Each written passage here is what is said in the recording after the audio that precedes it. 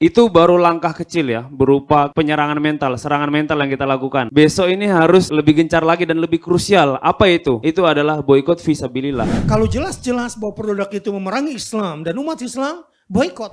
Saya tidak bermaksud untuk mengharamkan dalam hal ini. Tetapi kalau memang ini bagian daripada menyerang umat Islam, merendahkan syariat Islam, ya kita harus boikot. Karena salah satu bentuk perang adalah dalam bentuk ekonomi. Ekonomi dan perang ini tidak bisa dipisahkan.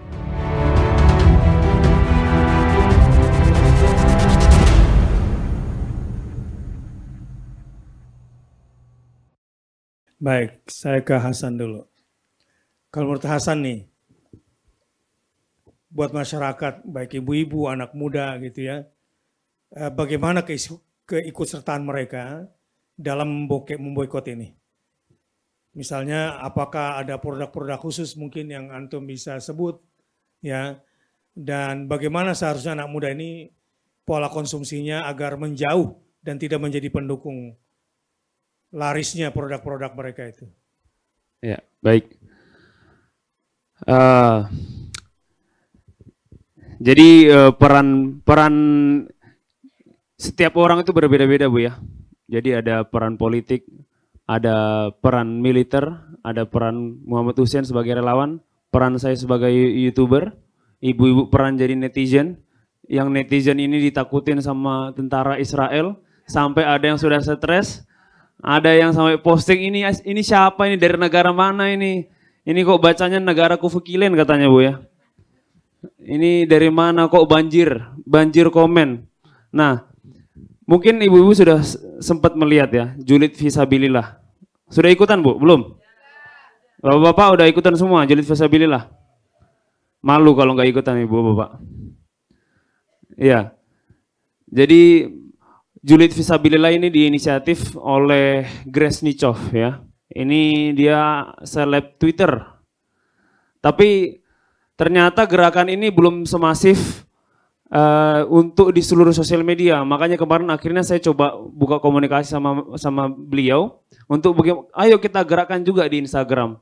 Akhirnya saya mengajak beberapa influencer sesuai peran saya sebagai YouTuber. Saya ajak, ada di situ tokoh Gus Miftah, ada beliau Muhammad Hussein, kita kolaborasi dan kita gencarkan di Instagram. Dan ternyata setelah sehari, 2 hari, 3 hari, postingan kita itu direspon langsung sama tentara Israel, Bu ya. Sudah lihat belum postingannya? Iya, sampai mereka itu tulis di caption, ini adalah perang yang nyata yang diberikan oleh orang-orang netizen ini, nggak tahu siapa katanya kan. Jadi luar biasa sekali, makanya itu baru langkah kecil ya, berupa penyerangan mental, serangan mental yang kita lakukan. Nah, besok ini harus lebih gencar lagi dan lebih krusial. Apa itu? Itu adalah boikot fisabilillah. Makanya nanti, kemarin mungkin kita sudah boikot, sudah memaksimalkan, sudah menarasikan boikot ini menjadi kunci kita. Makanya sekarang McD sudah sepi, tapi nggak tahu itu, kayaknya masih banyak, Bu, yang sholat, yang ini apa pesan McD. Yang kadang malu saya itu kok bisa pakai kerudung gitu kan, masih masuk McD. Ini gimana ini? Apa karena kalau lagi haid boleh gitu pesan McD ya? Aduh. Iya. Kalau nggak sholat nggak apa-apa kalau lagi haid, tapi kalau beli McD mau haid atau enggak tetap aja, Bu ya. Jadi ini sudah baik ya, boikot kita tanpa ada operasi yang secara khusus terarah kita lakukan aja sudah banyak banget pengaruhnya untuk Tuhan-Tuhan mereka. Yaitu bidang ekonomi ya, berupa bisnis-bisnis seperti Starbucks, McD, kan itu memang kalau bahasa cocokologi Starbucks kan, star itu kan bintang Daud, Bu ya. Bucks itu artinya kan uang. Jadi memang Israel ini kalau kita lihat di cocokologi ya, ini nggak tahu ini benar atau enggak, yang penting kalau lihat di internet tuh itu memang asal muasalnya ya itu adalah uang Israel gitu. Jadi memang makanya dia betul-betul keuntungannya untuk Israel gitu. Jadi nanti di boikot fisabilillah hashtag ini semuanya penjelasan edukasinya kita gerak bareng di situ di seluruh sosial media. Siap, Ibu? Siap boikot Israel? Siap boikot produk Israel Amerika? Siap. Sebelum ke Ustadz Deden, nanti saya mau nanya salahnya nih ya dari Quran, dari Sunnah, dan dari perilaku Nabi SAW dan para sahabat di masa itu. Tentang boykot, ini kan sebetulnya kaitannya ke ekonomi. Tetapi apakah juga kuat pengaruhnya ke militer? Apakah ekonomi ini juga bagian daripada perang? Dan bagaimana contoh di masa Rasulullah SAW?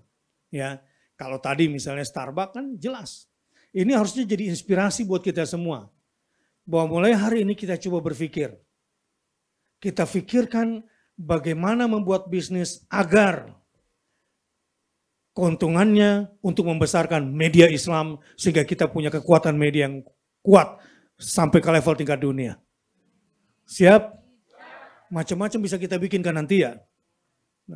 Bisa pastel, bisa seblak. Kalau minuman apa? Bandrek, sekoteng. Betul nggak? Banyak yang kita bisa buat ya untuk mendukung kekuatan umat Islam. Nah jadi efek daripada boikot itu bukan cuma kemudian kita boikot kemudian kita nggak berbuat apa-apa. Ya, dan kita nggak berarti mengharamkan. Ya kalau gigi kepepet ya udah makan aja nggak apa-apa. Nggak ada tempat lain ya minum aja. Asal tujuannya daripada boikot ini adalah satu. Produk ini jelas-jelas membawa mafsadat kepada umat Islam. Kalaupun ada maslahat, kan sekarang lagi buy one get two. Ya. Kelihatan ada manfaatnya, tapi mafsadahnya kata para ulama, kalau lebih besar, ya boikot. Kalau jelas-jelas bahwa produk itu memerangi Islam dan umat Islam, boikot. Tapi bukan berarti kemudian kita mengharamkan satu hari misalnya kepepet lagi lapar dikasih. Ya, nggak ada promosi ya makan aja. Betul nggak? Lagi lewat, kemudian ada promosi gratis, ya ambil aja bukan kita yang makan, kalau kita nggak kenyang kasih aja orang miskin, baru viralkan. Jadi saya tidak bermaksud untuk mengharamkan dalam hal ini. Ya, tetapi kalau memang ini bagian daripada menyerang umat Islam, merendahkan syariat Islam, ya kita harus boikot. Nah, di masa Rasulullah bagaimana? Ya, terjadi kan pada masa itu di Madinah, sehingga Rasulullah kemudian mengendorse, ya, madu, keluar bahasa Nabi. Hadis-hadis Nabi seputar madu. Bahwa dia dawa ukul lidah. Begitu juga zaitun. Ya, tin. Banyak produk-produk yang di-endorse oleh Rasulullah SAW. Salah satu tujuannya adalah boikot produk mereka. Dan cukai. Ya, mudah-mudahan nanti kalau presiden baru, ya pastilah presiden baru lah ya. Nggak mungkin presiden lama kan. Nah, harapannya nanti cukainya kita tinggikan saja. Ya, karena salah satu bentuk perang adalah dalam bentuk ekonomi. Ekonomi dan perang ini tidak bisa dipisahkan.